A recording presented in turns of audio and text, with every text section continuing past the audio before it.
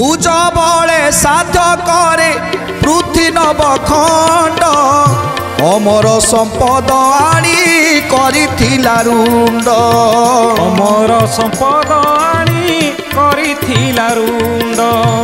अमर संपद आनी करिथिला रुंड तापरा पुत्र कुतर बधिला श्रीहरि षंढ सकटा चाणूर केसी आदि करी गोविंद माधव कृष्ण श्री मधुसूदन गोविंद माधव कृष्ण श्री मधुसूदन। अरे कंस भली पुओ जे कि तिनिपुर को जय करथिले जार नाम शुणिले आज देवता दानव माने थरहर होउथिले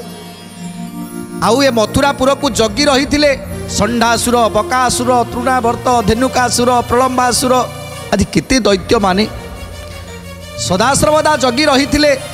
से अष्टमल्ल मान को विनाश करदेला से कृष्ण तथापि तथापि तू बुझी पारिलुनी उग्रसेन तो निज मथुरापुर को आज विपद मुखरे पकेबा को चाहूचु ता छड़ा मु शुणी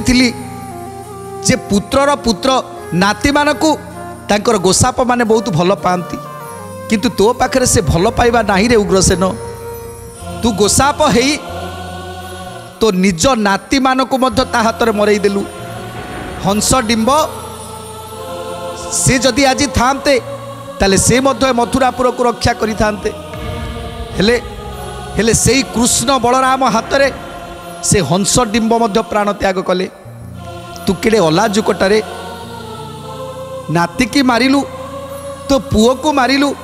अष्टमल्ल मान को मारिलु तापरे भी जी मारिला तू ता सहित साथी हेइचु आउ ता पाई आसीचु युद्ध करबा पाई आम सहित तेणु तेणु तो मुखरे टिके लाज नाही आउरी कोन कहउछंती दंतवक्र से ही हेतु जरा समध क्रोध रे से मजी अष्टादश बार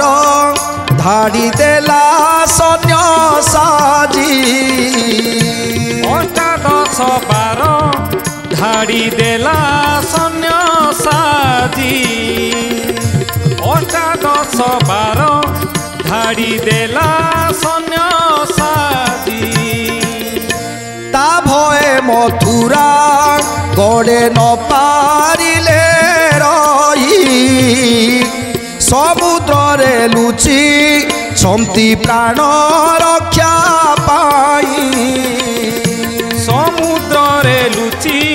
छंती प्राण रक्षा पाई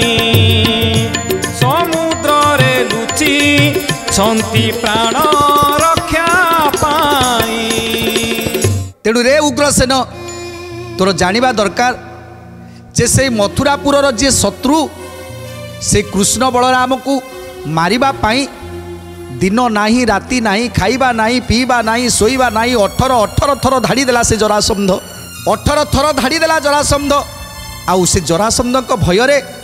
आज जाइकी गोटे समुद्र मझी भितर रही गोटे समुद्र भितर रही सेतिकी कौन बुझी पारिलुनी उग्रसेन आज ये जरासंध तोर केते मित्र हेले तू आसीचु जरासंध विरुद्ध रे युद्ध करिबा पाई।